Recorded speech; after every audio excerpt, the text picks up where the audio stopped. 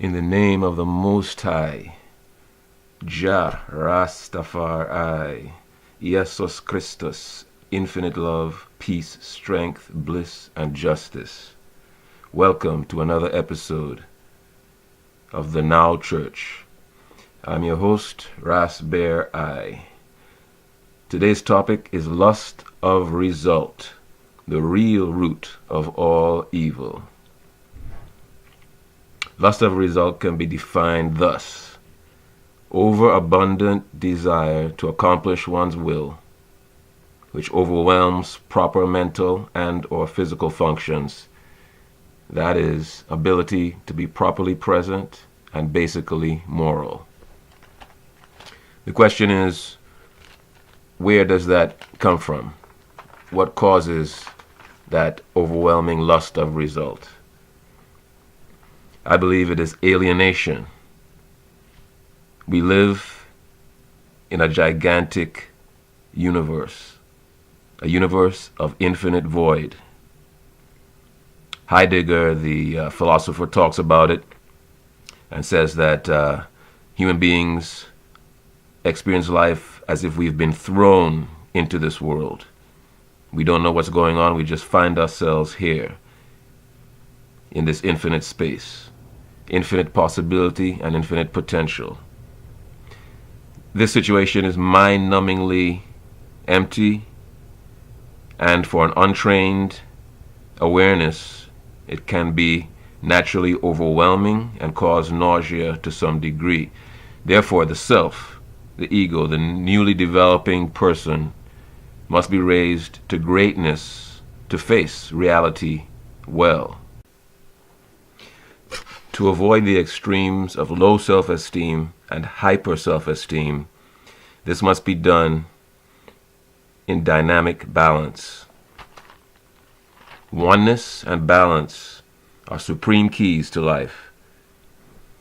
The main error of the serpent in Genesis is that its message implied that eating of the fruit of the tree of the knowledge of good and evil would instantly make Adam and Eve like God. It was a spirit of impatient lust, which was quote-unquote sinful.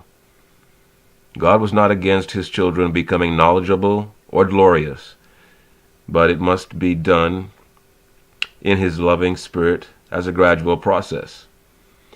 We must learn basic morality, integrity, respect, a sense of oneness, and self-control in order to eradicate, eliminate, or prevent lust of result before we undergo or attempt a humble apotheosis, a mini godhood, becoming an angel. In the Bhagavad Gita, Krishna calls it lust for the fruit of action. And he says that is the root of sin. Buddha targets craving or out-of-control desire as the root of all unpleasantness.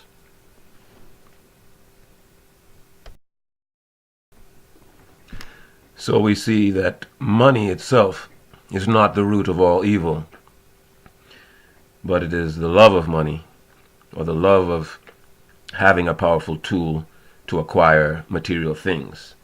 Lust of result is the real root of evil.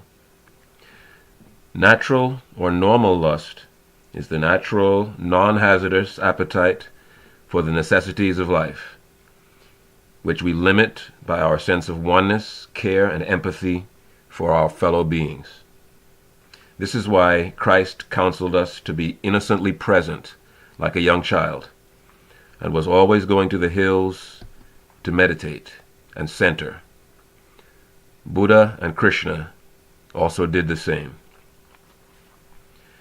What I and I call the Babylon system is the result of a society overwhelmingly trapped in lust of result, since such an addiction to materialism and self-hype makes people easy to manipulate.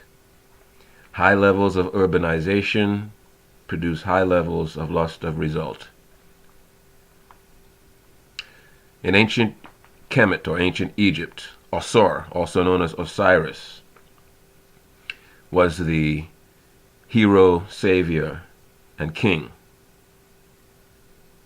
who was known to have a vicarious atonement for his followers, someone who had been killed and then resurrected to new life. In the Yoruba culture of Nigeria, we have their supreme creator, Oludumare, who is the absolute creator of all.